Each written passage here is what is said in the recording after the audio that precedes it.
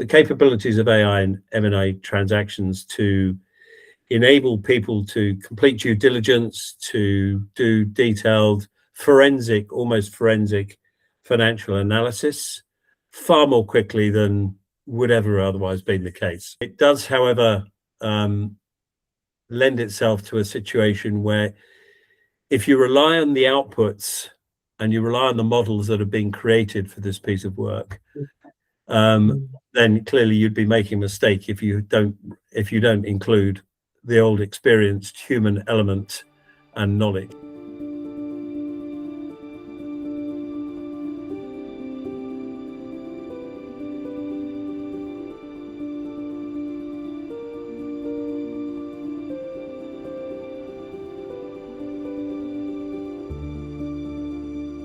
Hi guys, this is Bhavish here from Tracxn.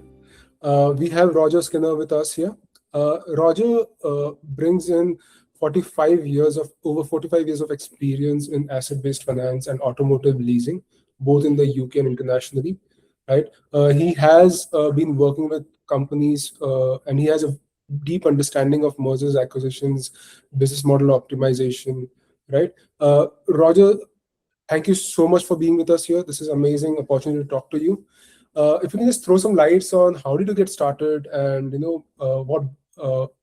what actually was the thought before you got into this industry? Bhavish, I'm not sure I'm going to go back too far because I don't want to bore people with 45 years of history. Because I think they'll probably have to click on LinkedIn and have a look back. I won't go back too far, but given that the main focus here maybe is on the M&A side, and maybe we'll sprinkle it with some AI, current views on AI. I think it's probably just to say, I mean, you had a great introduction to me, but I think one of the things I would say, if this particular session is about investment banking, is that I'm not an investment banker. My background is 50 transactions plus, I've lost count actually, both globally and in the UK on the M&A side, but I've been very much a combination of buyer, seller, and investor. And I've tended to work the transactions soup to nuts. So I've been very much in the middle of the data room, reading everything, looking at everything. It's like a giant jigsaw puzzle, whether you buy or sell. And that's been my background really. And I've done a whole series of acquisitions, disposals, management buyouts. I've recently invested in 2 early stage AI businesses.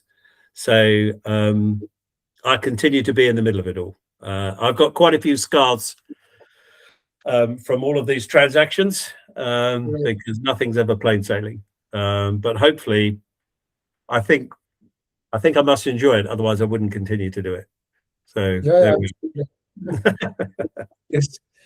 So Roger, I mean, which sectors do you see? I mean, you actually are, as you mentioned, like you do bits and pieces of a lot of things, right? So you take care of M&A transactions, you take care of fundraising, you also do investments a lot of times. Now, I mean, how do you see AI or any of the sectors impacting this industry in today's era? Well, if you're talking about specifically on the M&A side, so there's a couple of things. So my background and history, as you've said, is in UK asset finance and fleet management and vehicle leasing, and I would say 23, 24 was when I really got my head into AI technologies. In terms of the capabilities now, and the move since January of this year it's going at such a pace. But the capabilities of AI and M&A transactions to enable people to complete due diligence, to do detailed forensic, almost forensic financial analysis far more quickly than would ever otherwise been the case. It does, however, lend itself to a situation where if you rely on the outputs and you rely on the models that have been created for this piece of work, then clearly you'd be making a mistake if you don't include the old experienced human element and knowledge. So it gets you to a lot of the information far more quickly, gets you the answers far more quickly, probably gets you to the analysis more quickly, but you have to continue to be curious and ask the questions, because you'll fall into a trap if you think that you've got all of the answers. But there's no doubt legal work, due diligence work, the pace at which you could do a transaction now is far quicker and with less resource. You don't need so many people to do it. Right. But Roger, this is with respect to when you actually implementing AI into your work. Now, when you're actually doing these deals, right, fundraising deals, you're helping companies raise capital, sell and buy businesses. Are you seeing which sectors are actually booming these days? Is AI actually taking up a lot of your transactions? When I say AI taking up a lot of transactions, are companies from which are operating into the AI sector raising more funds, and are those companies that you're advising a lot, or which sectors are, or data centers? Well, sorry, yeah, and just to say, as I say, I'm not really an investment banker in terms of, so I'm not really. The sectors that I deal with are mainly in the asset finance and vehicle leasing space. I am dealing in the AI space, but mainly that's through my building of both investing in a couple of young startup businesses, if you like, and also where I've got together I found some partners, got together a team of data engineers, data scientists, and guys with PhDs with large language learning. There's a great opportunity there, absolutely. And yeah, I mean, it's I think there is clearly there's a lot of flow of funds into the AI sector. That's absolutely the case. I'm tracking it, but I'm not engaged in doing transactions, I'm sorry to say, Babish, so that might not be exactly what you wanted, but I can just give you a few insights. You know, I think in the end, when it comes to deals, there are just lots of reasons for doing deals, and I don't think much of that has changed, to be honest. Whether it's capital flows, regulation, ownership fatigue, all of those things remain as key factors for things happening in the market. So I don't know if that helps you, but that's where I am. Got it. And how do you, I mean, post-COVID, right? So we have seen a lot of turbulence, right? There has been war in Ukraine, Russia. Oh yeah. There's a war going on in Iran, right? So every year we think that this year is something which will actually turn around and will become better. But somehow something happens the start of the year, and it goes on for the entire year. So how do you see the rest of the year and 2027 to shape out? Well, I think you've raised a very good point, and it doesn't matter. There's a couple. I would say the market, geopolitically and from a macro basis, the market's probably one of the most challenging there is. However, it has been interesting. I think a lot of really good businesses and a lot of businesses today have stepped through the sort of windows of pain that have emerged from all the different crises, from what's happening in the Gulf to Ukraine, etc. I think people have managed to step through those crises, and the good businesses have remained pretty resilient. So I do remember after the 2008 financial crisis, which took 20 years to create, that I said afterwards it would take 20 years to recover. And that was assuming we didn't have any other incidents. And of course we did. We here in the UK, we had Brexit, and then so we managed to shoot ourselves in the foot. As you can imagine, I wasn't a Brexit voter.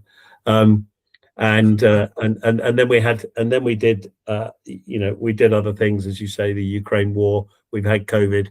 We've now had Mr. Trump and the antics. So I think organizations and the leaders of these organizations have become much more resilient and far less capable, or far more capable at managing with downturns, and actually, yeah, I'm pretty confident. I remain very optimistic about people coming out the other side of what's ever thrown at them. So it does mean in some areas that growth is constrained. People don't maybe invest or take the risks that they may otherwise have taken because of levels of uncertainty. But I think most people that are running businesses, it's hard work, but it always has been hard work. Correct. No, I completely agree, Roger, with you.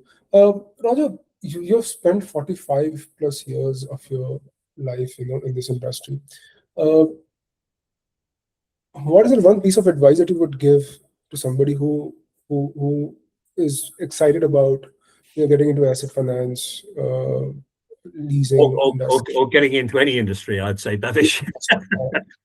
Yeah. It doesn't matter whether it's asset finance or corporate finance, banking or whatever. So I think a couple of things I would say is stay relentlessly curious, and from the curiosity, learn, because it's any time you stop being a student of what's going on, then you probably should stop and pack up. So I think I like to think I haven't stopped learning. I'm continuously invested quite heavily in learning whatever there is on what's going on with the deployment of AI with the businesses that I've got, and that's fascinating. This is probably the best part of my career in some respects. I'm really enjoying the new technologies. The use of the technology and the power that it has is just quite incredible. So I would say curiosity and keep learning, and never stop being a student is probably some advice I would give. If that's helpful for anyone, who knows? Yes. Roger, I think you have seen so many seasons. I mean, you have seen seasons where there was no internet, there was no computer, right? And then you've seen the transition of say for example, a fax machine to thank you very much. getting messages to fax machines, and waiting for people, just the paper to actually complete and complete the sentence, and then you have seen this transition to the computer system, then transition to the internet, and then technology and AI right now. So how has it been? I mean, and how have you been able to actually cope up with continuously learning and adapting to new things? Because it is not easy. Trust me. I mean, I'm just 36 years old, and I feel like it is extremely difficult to adapt to new things. So how have you managed? Well, now you've reminded me of my history. I'm not so sure that I'm sort of fax machines. I can even remember. So I don't want to bore people, but I remember when we used to put money in a phone box to make a phone call. Yes. So this is like when I was a sales guy with 2p pieces. So this will be completely new world. As anyone who's listening to this globally will think I'm completely mad.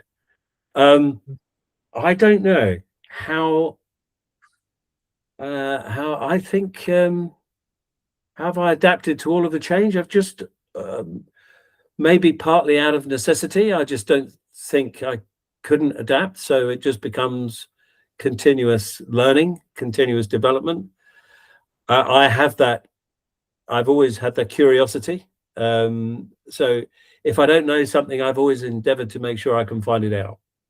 I listen rather boringly, I listen and read very, very factual, objective information, and have done all the time. And I think I've probably been a pretty good student of people that know things, of listening to them and absorbing it, and then taking it away and trying to apply it, which is probably a good trick. If you can try and apply what you learn, and then learn from those mistakes, because inevitably you'll make them, then I guess that's part of how I've adapted. Amazing.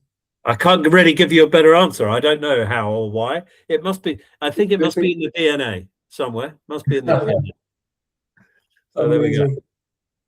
Thank you, Roger. Thank you so much. I think this was an amazing conversation that I've had. Yeah, so we'll just wrap it up. Okay, no, very good. Avish, very good. I trust you, trust it works for you and gives some value to you and your listeners or viewers, I should say. Yeah.